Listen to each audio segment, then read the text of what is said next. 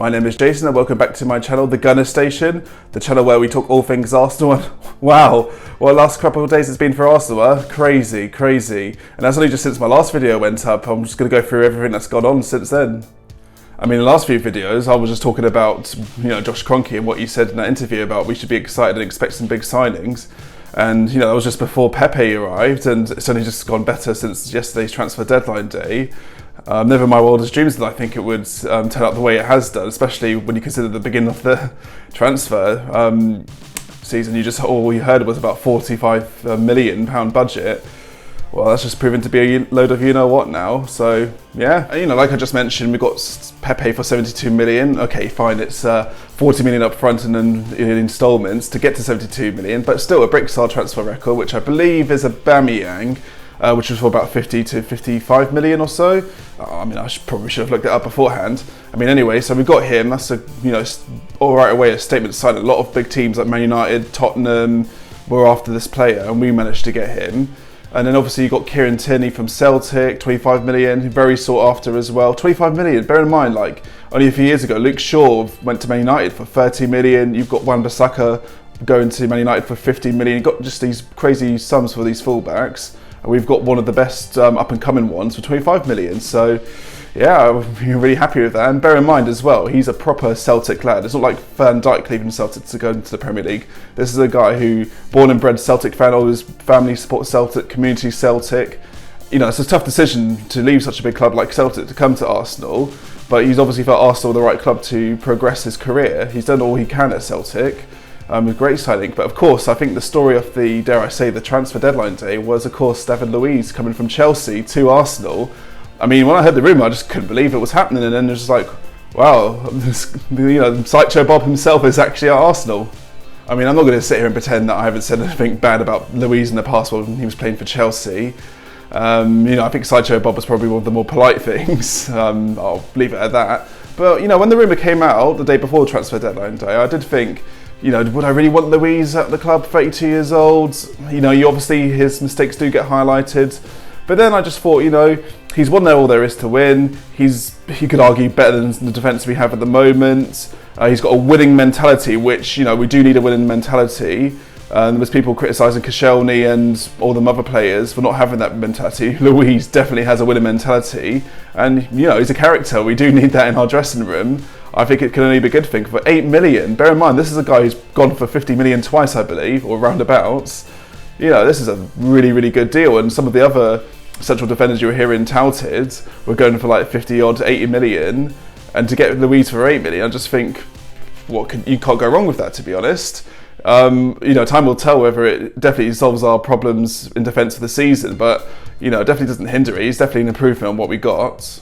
One other thing I should mention about the transfer deadline day in Arsenal was, of course, Alex Iwobi going to Everton for about 28 million or so, which rising up to nearly 40 million. I could be wrong there, but at least around that sort of figure.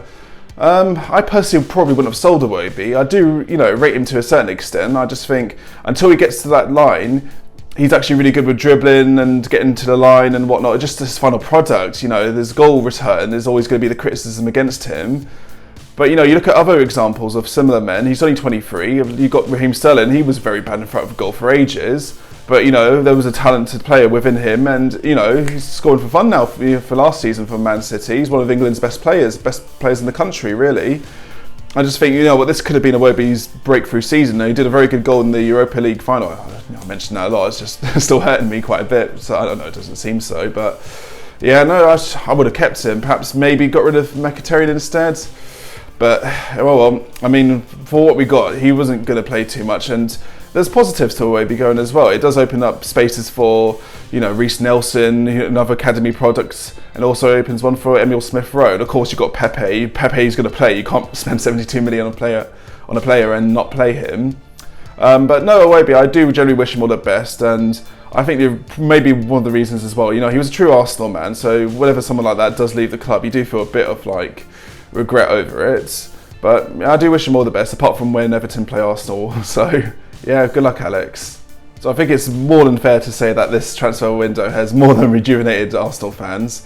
We can obviously thank Edu Sanllehi and Edu for this great transfer window we've had. Edu not only is he an Arsenal legend, an Arsenal man who just understands this club completely, he's a man obviously with all these worldwide contacts. I think, you know, we can thank him for David Luiz at the very least, and, you know, people do respect him and think, you know what, he knows what he's talking about. We needed someone in this position for ages.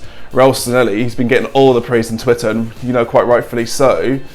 I just think this has made me really excited for the season. I can't wait for the Newcastle game on Sunday. You know, perhaps when I was thinking, okay, it might be a 0-0 or whatever, it could still be a 0-0, but you know what I mean, it might be a bit of a boring game. I'm not really enthused. That was only a few weeks ago. Now I'm just really pumped and really excited for the game to happen now, thanks to all this transfer business. So to you, Edu and Edu Sanllehi, thank you very much.